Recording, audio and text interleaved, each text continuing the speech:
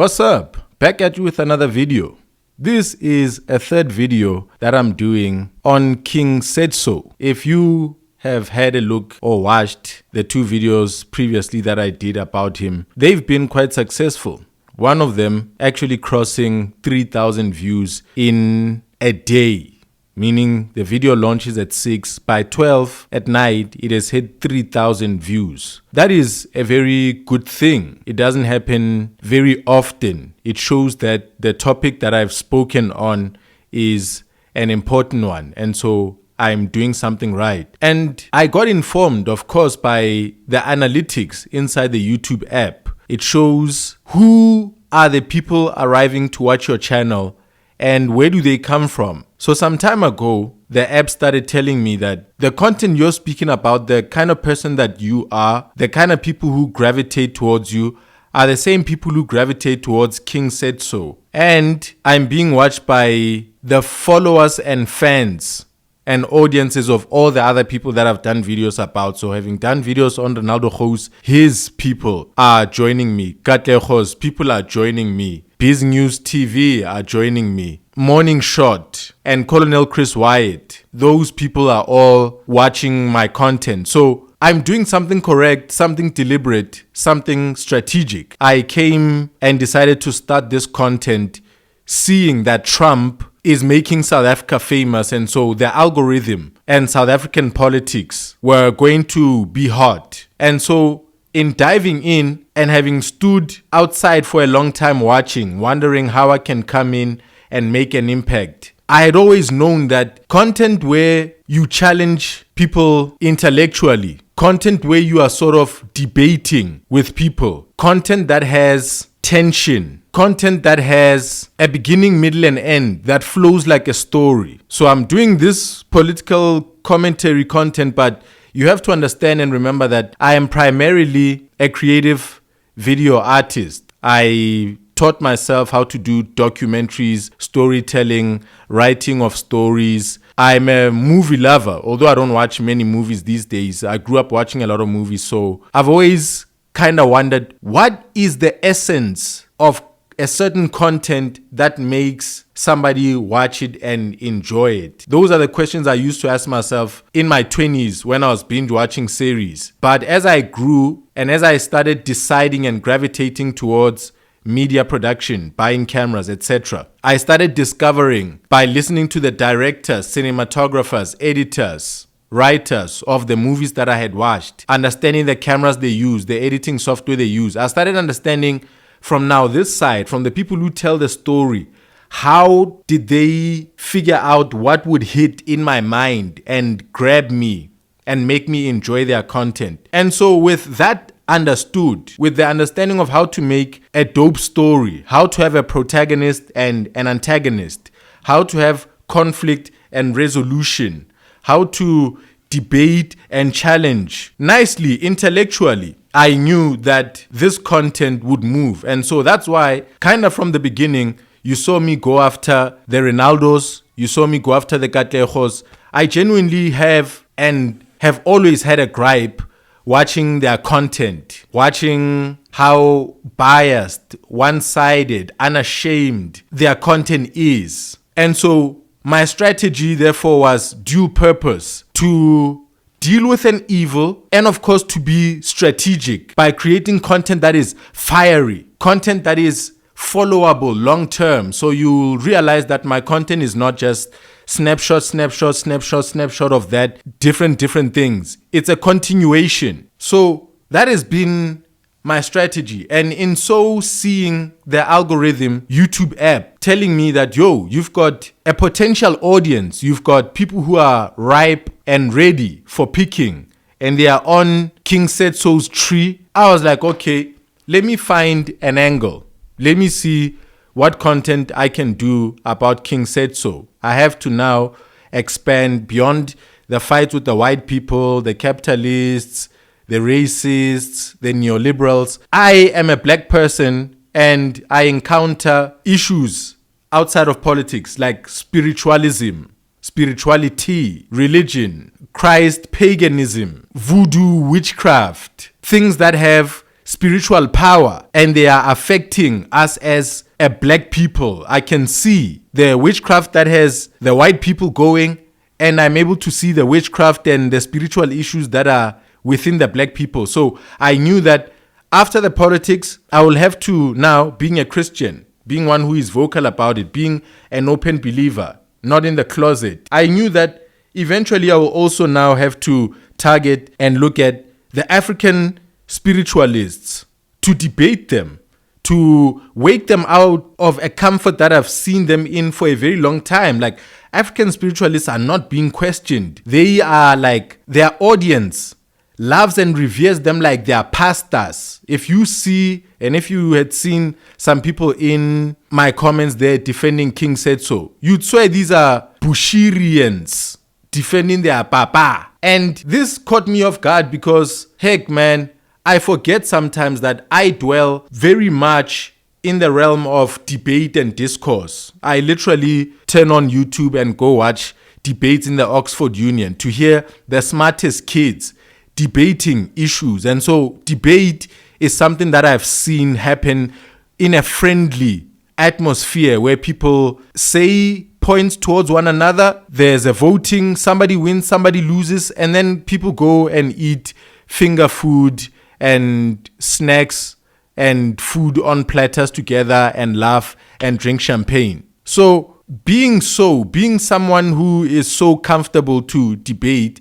I forget that, hey son, there are people out there, especially the fans of the person that I'm talking to. In this case, the audience of King Setso, people who love him, people who follow him. I realize that, okay, these people misunderstand me. They think that I'm here to disrespect their elder, their leader. They are now defending their papa. They are calling me a hater. They are saying that I'm hating on Paseta, his school. Up until that comment, I actually didn't know that the dude is building a school. But since then, I've been seeing it. And that's actually the video that we're going to watch. It seemed like he's on a Umar Johnson crusade as well to build that Marcus Garvey, what school. And King Setso is kind of doing the same. So let me wrap up the point I was saying. His fans did not see me as an adult speaking to an adult who can respond for himself. I appreciate your comments. I don't mind them. But really, in doing the video about him, 2 of them, my understanding is that he's a YouTuber. I'm a YouTuber. He can respond and speak for himself. He's speaking about EFF and what they should do. This is a party that I was quite a member of and follower of for some time. Since then, I haven't been, but I still am an audience to their tactics, their strategies, whether they are advancing, whether they are doing good or not. If they become better, maybe I might become an EFF member again. I don't know. So when I saw him doing content about this movement that we both have loved, and this movement is making moves towards building bridges with the total enemy, the people in Orania who don't want to mix at all, I thought, let me challenge him intellectually. I see a flaw in his thinking. I see his strategy being a hands-off approach, a laissez-faire. It's the same approach that you hear the DA people selling. They're saying, let the government remove regulation, let the government not empower certain people. The government should be hands-off so that the players on the field can compete. Why? Because they know, some of them, that they are already dominant. They are going to deal with people who are very small, who are not even awake yet. And so that will be total domination if the government does not continue to, provide help for these people. So there's this laissez-faire approach that says, don't even meet the enemy. Don't even speak to them. And I was like, okay, this is a good opportunity now to strategize. It's time now to hit. The app told me that I need to do this. King Setso, I've been seeing people coming from his channel. He also hit me up. He commented on my content and he said that he frostands. So I was like, let me make a video. I hope he will appreciate being challenged just a little bit so that our conversation is not stagnant. It moves forward. We get to hear what your idea is. We support you. We stand behind you. You are a man building out in the open. You are a venturer.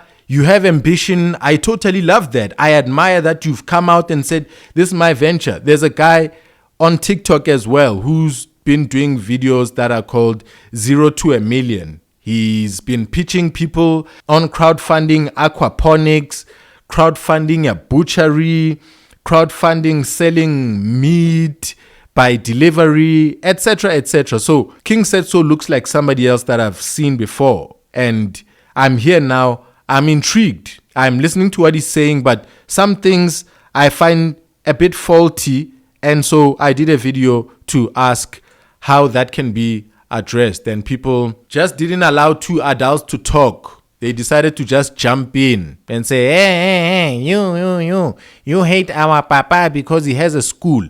So I didn't know that he has a school, but now I know that he's building one. So we are watching a video that says, are white kids allowed in Paseta? I think that's his school. Question, must Paseta welcome Dutch children? And Dr. Ndlozi in Malawi. Here we are. Bobo, my African brothers and sisters, Zikuteka. Thank you so much for tuning in on King Setso. Ladies and gentlemen, today I'm covering two topics for you guys. The first one is the visit that Dr. Ndlozi made in Malawi, in the University of Malawi, where he gave a powerful lecture there, a powerful address. As always, we miss hearing from Dr. Ndlozi in South Africa, even though we hear from him, in the radio space every day from 7 to 9 or something like that.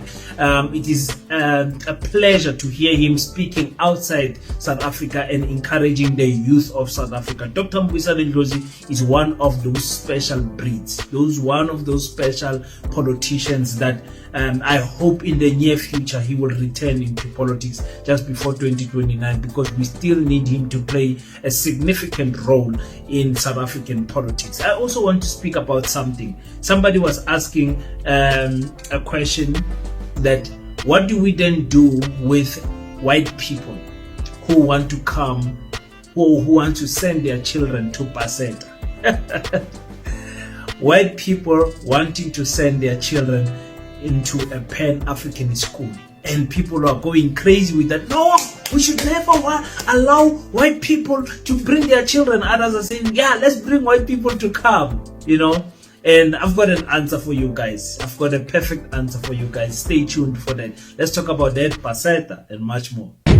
Welcome to King Setso, Africa's one land, one language, one currency, one army on King Setso. Africans can unite. Your Pan-Africanist podcast. Enjoy. Peace in Pan-Africanism to all my African brothers and sisters from all around the world. Welcome back to King Setso. I'm your host, Kagiso Hlongwane, Hosisi Jiva, and we're back at it again with another one. This time around, I'm speaking about Dr. Ndlozi's visit there in the University of Malawi, and I'm answering the question, the very important question, does Paseta, or is Paseta going to allow white children in the school of Paseta, the Pan-African School of Economics, Technology and Agriculture? I see some people are going crazy about that question, but don't worry. In Paseta, we asked that question long time ago, actually answered that question long time ago, but I'm just going to re-answer it again right now so that people can get into par as to what we are doing. Speaking about Paseta, we are having that Gala dinner. It's now today is 18 days to go to the Gala dinner. 18 days. And every day is different, stressful, and some days joyful when we have those small wins that we are having, when we sell 2 more tickets, 1 more ticket, when we're buying the wall banner, when we're buying all of these small things that we are achieving makes us, the whole team, want this day to come tomorrow. You know what I'm saying? And some days it's stressful because there's those arguments, those fights between the team that you guys don't see. Like in the background, I've got a crazy event organizing team that are just crazy. You guys will meet them on the Gala dinner on the day of that day of the 2nd May. So we are very excited and they keep on saying, King, keep on thanking the people of the 50 rands, because they are the ones that are making this Gala dinner possible. So thank you to each and every one of you who has contributed to the 50 rand. Ask that every African should contribute at least 50 rand towards building this school. You understand? So thank you so much, guys. Okay, so There's a fundraising event, Paseta. I tried to catch the meaning of it. The Pan-African School of, was it Engineering, Technology and Agriculture? Is that what he said? So yeah, I'm on the website trying to check it out. He's fundraising to build a school like the EFF, and I see as I search Paseta in July of 2024, he did a video asking, is EFF building a new school? What is Paseta? And yeah, in the same month last year, there's a video that said Paseta Introduction Part 1. So it seemed like that's when this idea was first proposed. So it's an idea that's 8 months old, 9 months old maybe, roughly somewhere there. Probably older because from the time of conception, but from the time of announcement, this is something that is no longer than a pregnancy. It's a fresh thing. It's his new baby. It's being born. Let's watch and see how that goes. I'd like to find out what the curriculum is about, you know. Umar Johnson has the same idea, and Umar Johnson has been collecting money for years, unfortunately. You see what is said about Pan-Africanism when it doesn't work out, when it starts to look scamish. Dr. Umar Johnson, as you guys know, has been trying to raise money for a school for the last decade. Summer 2021 belongs to my school, our school. I am inside of your school, Pan-African Excellence. Hit the Cash App. Let's finish what we started.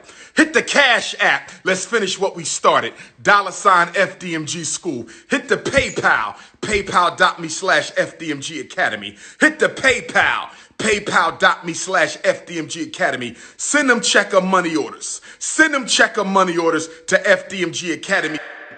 Pan-Africanism when it doesn't work out, when it starts to look scamish, when it doesn't go anywhere, and there's now controversy, and he goes on podcasts, Umar Johnson, and they ask him the question about the school. They even put him at some point in a podcast with somebody else who has actually built a school in the amount of time that Dr. Umar Johnson has been promising his. So this is a person who did it without talking too much. We're hoping that this is a good, dope initiative that actually passes.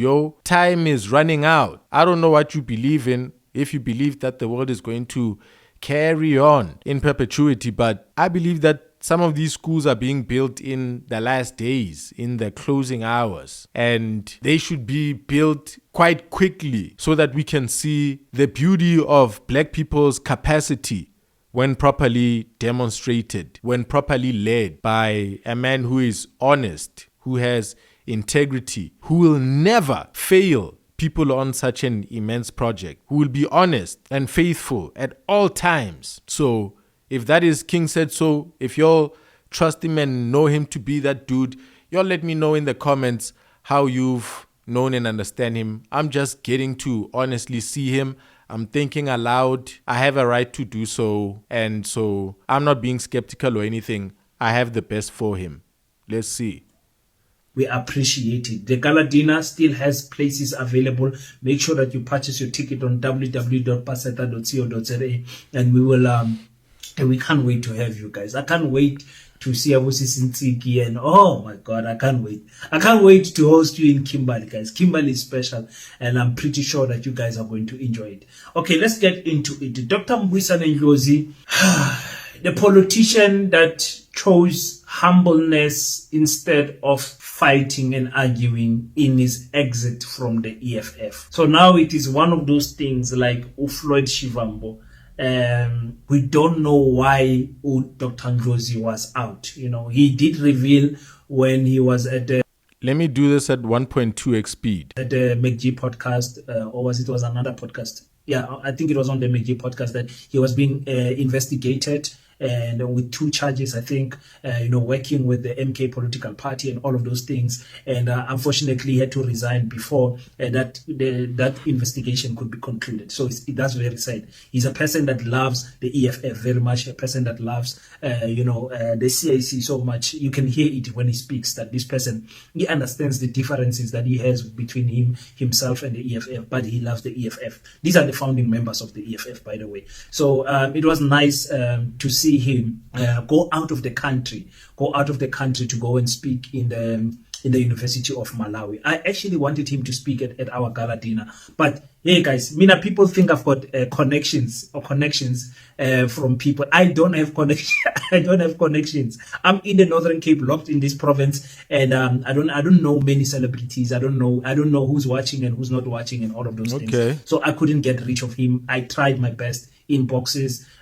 people gave me wrong numbers. Call those numbers. They are not his numbers. I've got like 3 cell phone numbers that I tried of Dr. Ndlozi, and they are not. None of them were his numbers. So I tried to get him here, but I'll get him in the future. There's no problem. Or I'll keep on trying. Maybe somebody here who knows people will tell me, King, I actually know Ndlozi. Let's try to hook you up with him. So he went to Malawi. And he had a very beautiful speech. It's on 40 minutes or something there of a long speech. You guys have to go watch that whole speech there. If you search Dr. Ndlozi in Malawi, you'll get the entire speech. And I'm telling you guys, Dr. Ndlozi is still the same guy. He's still that guy that understands Pan-Africanism, the spirit of Pan-Africanism, that understands, how important it is for Africans to lift each other up. And that's why I wanted this guy to be here. I wanted him to be in Kimberley because I think the easiest time to enter Paseta is now when we are starting. I think the door is still quite open for people to join in and be part of Paseta right now. And I think when the year goes and stuff like that, it won't be as easy. But anyway, let's listen to what Dr. Ndlozi, because he spoke about never try to destroy the person next to you, speaking about your fellow African brothers and sisters that are trying to build something and that you are aware of. And this is exactly what he said. Right next to you is standing a pen for agricultural success, with the solution to use the rare earth minerals, to localize them and turn them into the digital equipment that we keep transporting from Europe. Next to you is the person that is going to give us an African car. Next to you is the person that is going to give us African-made cell phones. Next to you is a person that is going to resolve all the industrial problems of this continent. This is my fundamental message. Never destroy that person next to you. Never speak hate to this person next to you. Never ever discourage the person standing next to you now. Hold their hand, propel them to the best of their capacity. Tell them we can change Malawi, we can change the lives of our people, not tomorrow, but today. Amanda!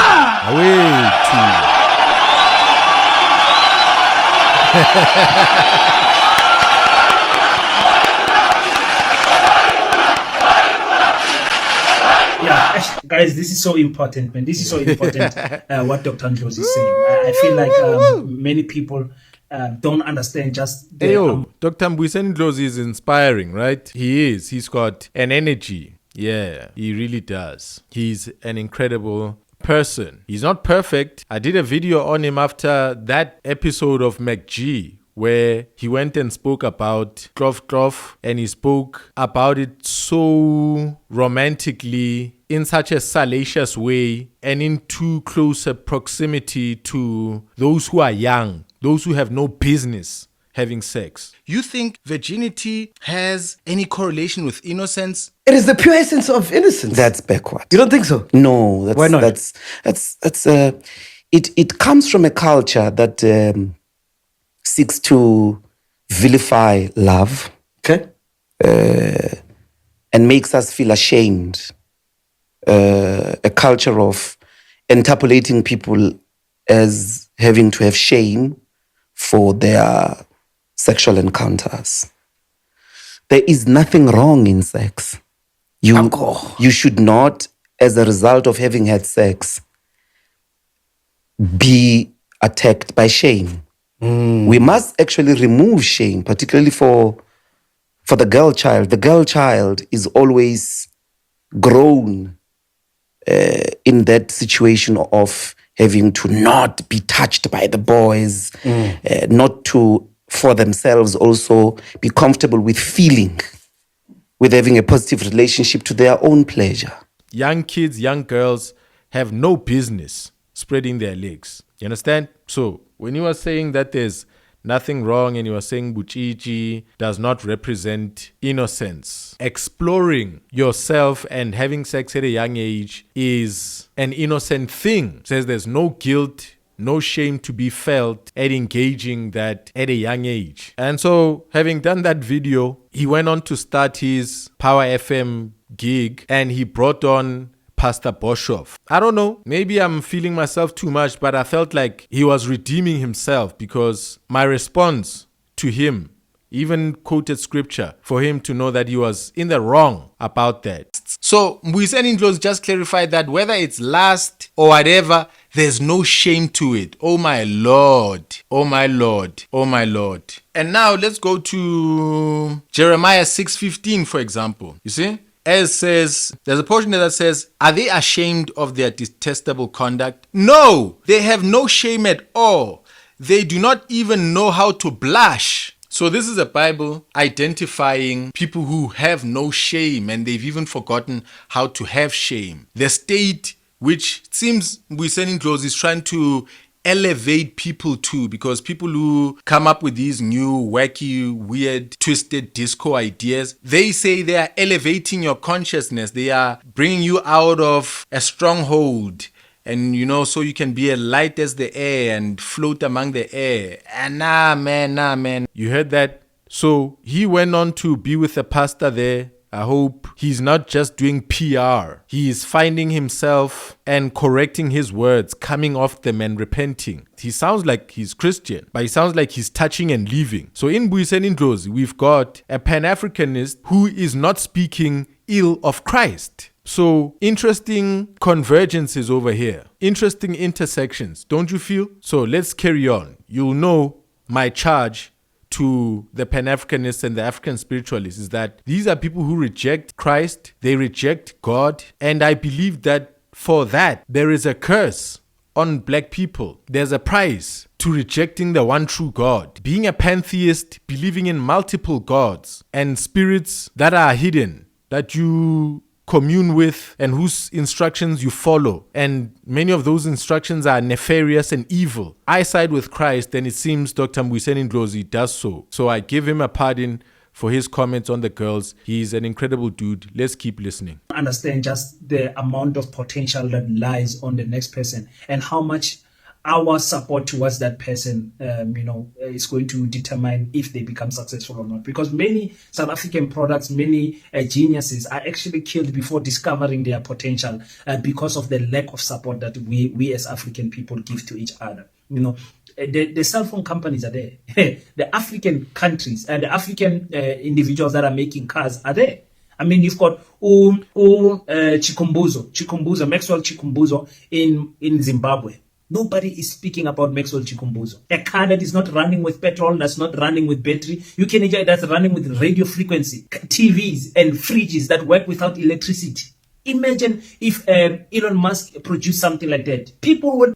Hey, yo, is that possible? Is King Setso a dude who dabbles in conspiracy theories? Is he claiming that there's a breakthrough, a car that moves in perpetuity without fossil fuel, without batteries, fridges that run without electricity? This sounds hella sketchy. This sounds like strange science. Is the guy currently electrifying his entire home without any fossil fuels? Because you can generate a lot of money. It means you can spin equipment without having the cost input of electricity in your manufacturing. It means that you can call Amachita in the village to come and plug their power tools, and there should be a factories, there should be an industry already blossoming around this discovery. It doesn't need media attention. It will speak for itself. Is it speaking in the village? Yo.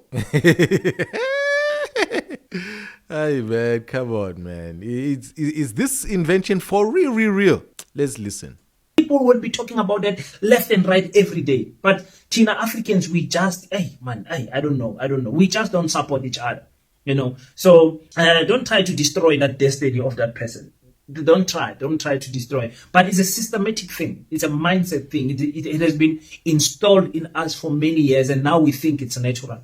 We think it's first nature to criticize before supporting as Africans. It's very sad, man. It's very sad. I was watching a podcast, not a podcast, a podcast live of Usesintiki Mazwai, and there were so many things that were discussed there, and the division of us as Africans also came up there. But they also spoke about if I was commenting that what would happen if white people send their children in to Paseta. Now it's a very big question, because some people, I saw another video, some people seem to think that Pan-Africanism is a reverse racism mechanism. Like, it's like we want to be Pan-Africanist so that we can discriminate against other people. Like, people don't understand what Pan-Africanism is. And Pan-European, Pan-Asian, and Pan-American, Pan-Japanese, everything, all the people are just pro their culture. But being pro their culture does not mean that they discriminate other cultures. It just Cue here to when you said you don't think that the EFF should sit with the people of the Afrikaner culture. Seeing that is happening, they invited them to Oshun Hotel. Oshun Hotel is like a restaurant, guest house type of a setup where they invited the EFF. Who invited them? Freedom Front Plus and the leadership of Orania. They came and sat with them on a table. I actually wanted to tell Taule to say, listen, don't even drink the water around these people. Don't trust these people. Don't. So I said it's better to talk to these people, and you said it's best to not even drink the water that they are giving there. So now this is where those who have an attentive ear like me, I haven't watched this video. I didn't know that you would say this part at this moment in time. It hits on my question initially about Pan-Africanism. Is it against other people? I'm the one who made that claim in my video twice. I said so. Let me make one more accusation towards the Pan-Africanists / African spiritualists. There's something that I, as a black man, have realized worryingly so. The African spiritualists, my charge to you is that we are behind, we are non-negotiable, we are frozen in time because of you and your philosophy, your ideology, your entire opposition to the white people. So perhaps this is the response. It's not exclusionary. Kids will be allowed to come and enter the school. Then what about the important stuff of the adults sitting at tables discussing the possibility of Orania changing its admission policy, etc.? If those conversations can be had by the adults, how is there even a discussion about their kids entering your school? Are you being fair? Are you being reasonable? Is there really a balance here, or is there still a lopsidedness that needs to be balanced out? You see, let's keep listening. This means that when you go to Japan as a black person, you have to see yourself integrating into their community and understanding how their way of life. It does not mean that you lose yourself as a Tonga speaking young man. It means that you are in a different country, you are in a different space, you have to learn these people's culture. You can't go there and then say, no, I'm not going to adapt to your culture. You come from Japan, you've been staying in Japan 20 years, you don't know how to greet. You are in China, you don't know what is ni hao. You don't know how to greet. Yeah?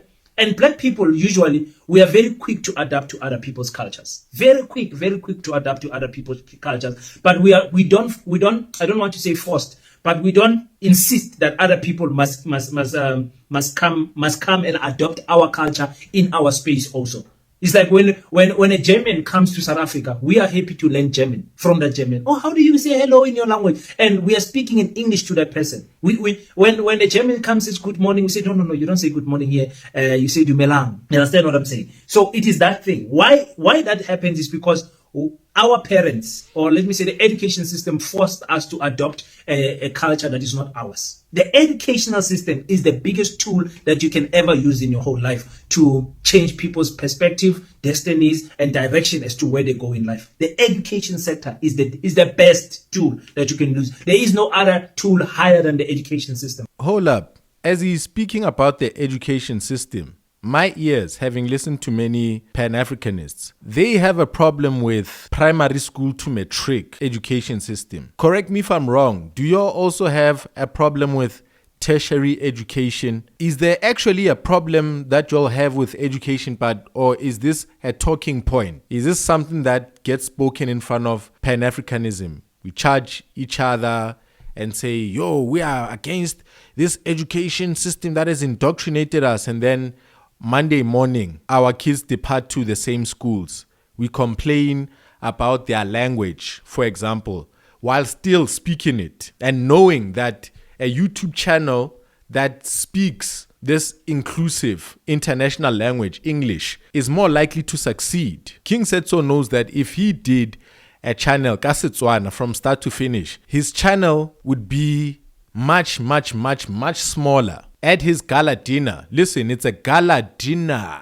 Why are Pan-Africanists having gala dinners? You see the game that we are all playing. You see, Pan-Africanism, is it a caricature? Are we really pro-African and wanting to leave Western things in a hurry? Do we really want to leave them? Do we want to not meet with the Afrikaners at the table? Do we really want to not have our kids attend schools at Kuro and these well-managed private schools? Do we really want to speak our languages and force the Germans to learn how we speak? Because in speaking English as you are now, speaking English to that German betrays your language and the value you're trying to put forth. Speaking English prioritizes and elevates English once again. Speaking English promotes your channel, makes a wider audience watch it. That education maybe is one that you attended, but you're critical of it. So we continue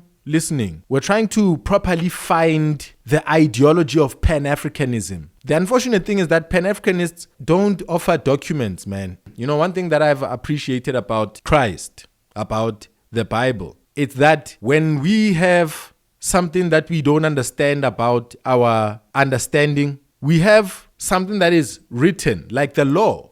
People who study law, judges, they have deliberations. They interpret what the writing means. And so it's very easy to become chiseled and sharpened and well-defined when there's something actually concrete to discuss. But Pan-Africanism seems to be loosely placed ideas where somebody says this and somebody says that. When somebody says this and somebody says that.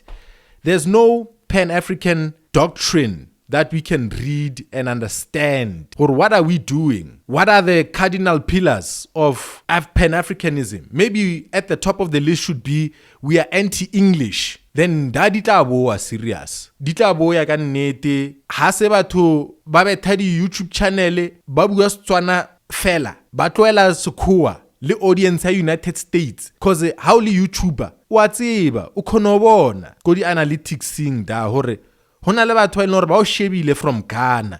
O tlo ba accommodate byang batho ba o ka lebaka la hore ha ba se bue Setswana. Batho ba ko America ke market e leng hore ya patala ele. If channel ya hao e monetizer viewership ya ko America, o thola zaga emnati da. Nahana Umar Johnson o shebile da.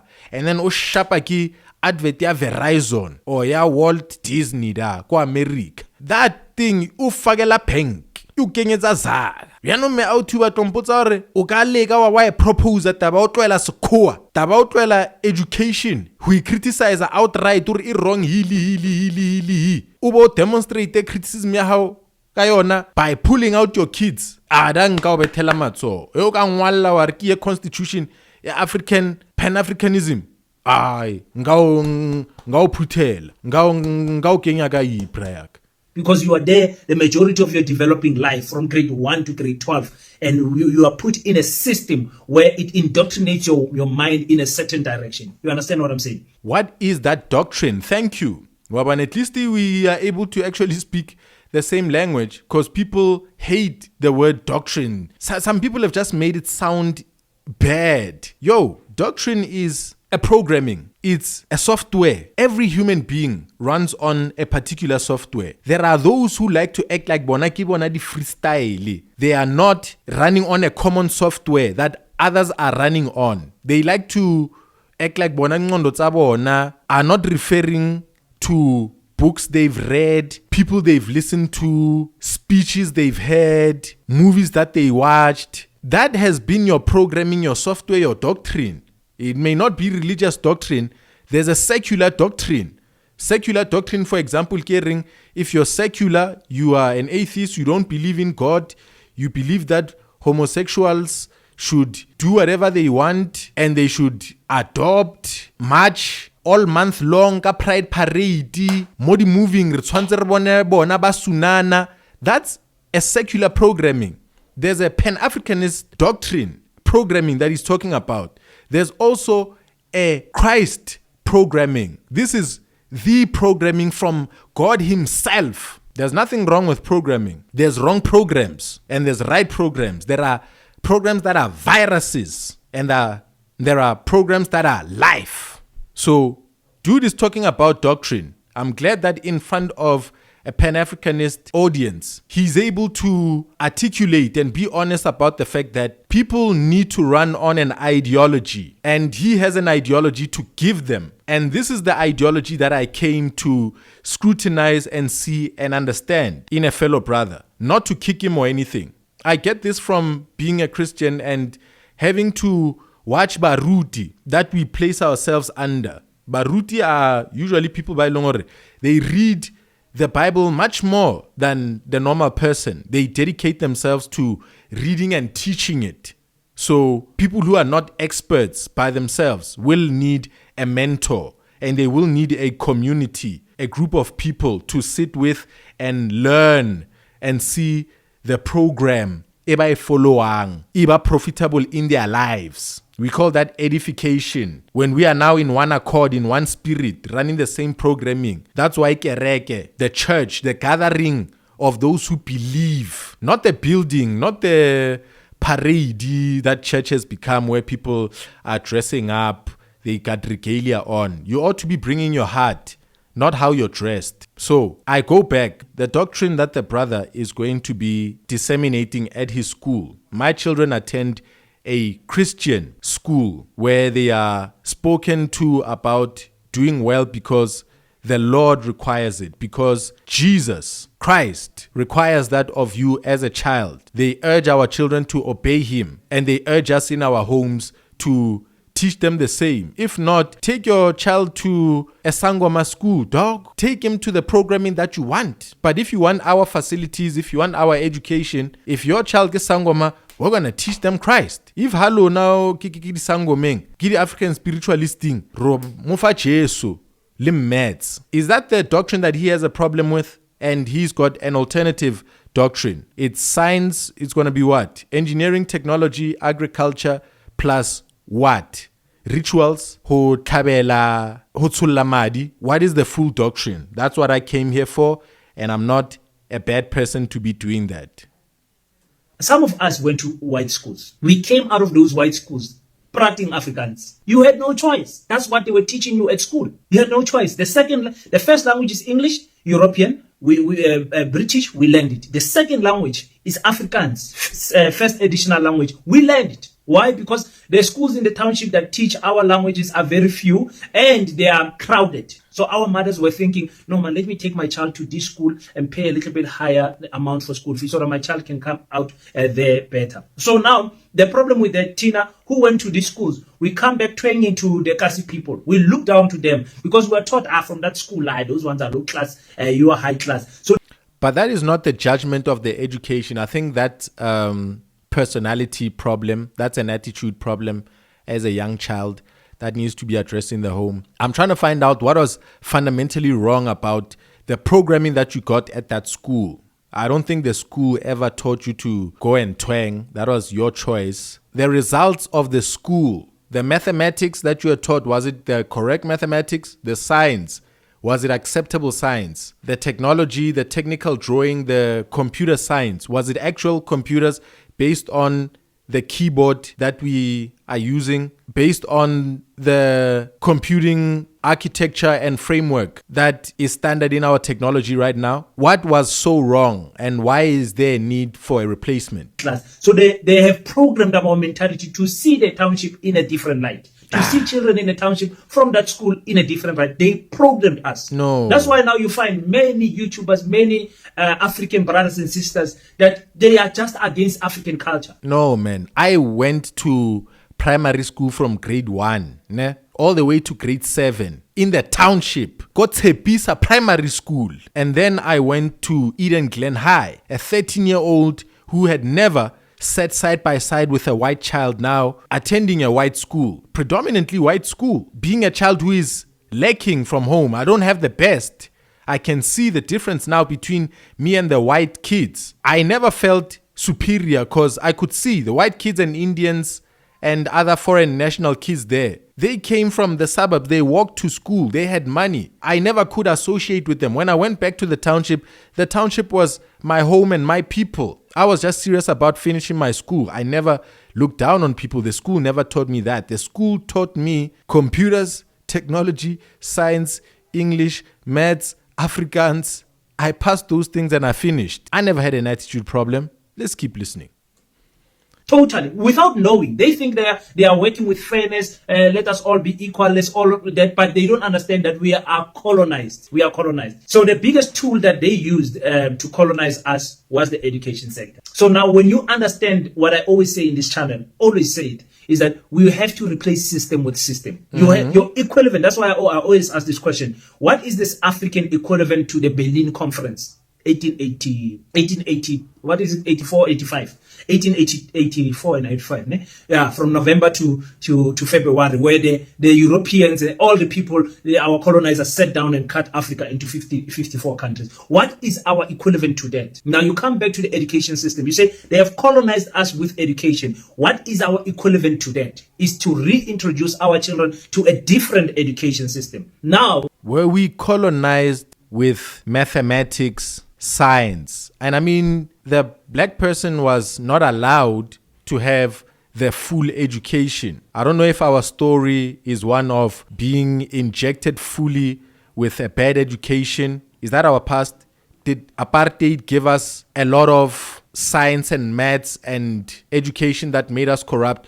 Or did they give us too little education? Was Bantu education a lot of nonsense? Or was Bantu education the basic education, basic sense, denial of the advanced sense, the advanced details, the advanced knowledge about things? What is our actual history? Sometimes when I'm listening to Pan-Africanists, I don't connect it with what happened during apartheid. Bantu education, what was that? The colonization by education was which one? System. Now, then the question comes, okay, if you are doing a Pan-Africanist school, does it mean that you don't want other races in your school? Absolutely not. What do you mean? Do you want us to miss the opportunity to teach them by force, like we were taught by force, our culture? A Chinese person, a white person, and do y'all teach culture at a school, or do y'all teach the subjects? So you're going to teach them by force the same way that you were taught by force? What were you taught by force? And what will you be teaching by force this time to them? Your culture or your curriculum? Let's keep finishing. Indian person and whoever person is welcomed in our school, they will be indoctrinated into our culture. Full stop. It's better that child is in Paseta than being in a racist school in Orania that's teaching them that other races are evil and other races are whatever. Pan-Africanism must never be used as a tool to reverse racism or reverse apartheid. We are not being Pan-Africanist so we can suppress other people. We're being Pan-Africanist because we want our people to be proud of our culture. And anyone that gets in contact with us must adopt or at least integrate into our culture and understand and respect our culture. We have white... Not by force, right? They have to be desiring to assimilate. Respect our culture. We have white people in South Africa. White people I work with these people. They don't know what Dumelang means, or Sanbonan means, Molweni means. Born in South Africa. And you ask yourself, but where did this person, Kanjan? I don't understand. As every South African in South Africa, every black South African, every African South African in South Africa knows what Huyomore means. Every might be a big word, but the majority of us know what Huyomore means. We know how to greet in Afrikaans. Even if you didn't do Afrikaans in school, you know how to greet in Afrikaans. And the teaching of English and Afrikaans was in order to prepare the working class.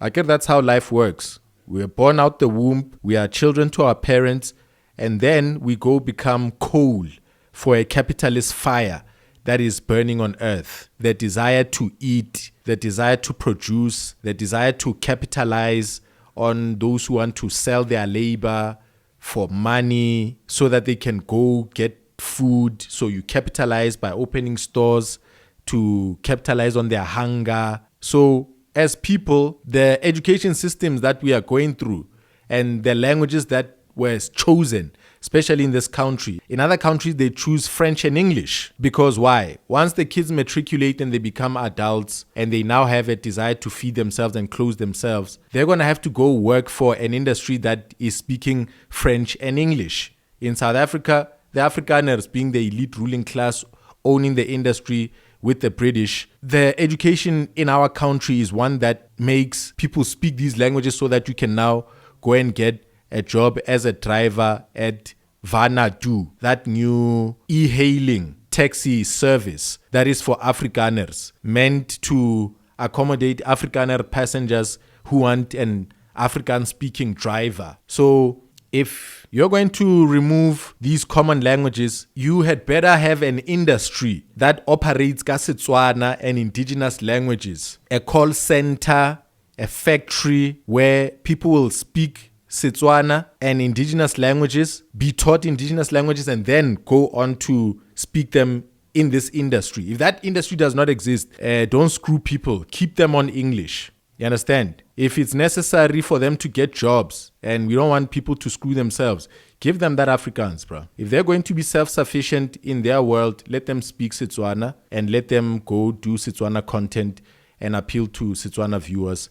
Let me leave it right here, ladies and gentlemen. I hope you are appreciating an intellectual, rigorous discussion. There's nothing nasty, there's nothing mean over here. I think we can grow each other. I think there's more of us who are necessary, who should come in and do content and be critical, be investigating, be inquisitive, want to know.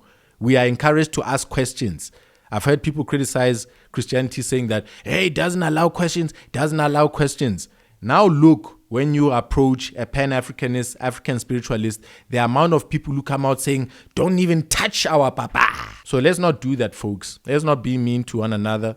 Don't call me a sellout in the comments because you didn't find my curiosity. You didn't understand what I'm trying to find. We're all different. Ladies and gentlemen, hope you like, share, comment, and subscribe.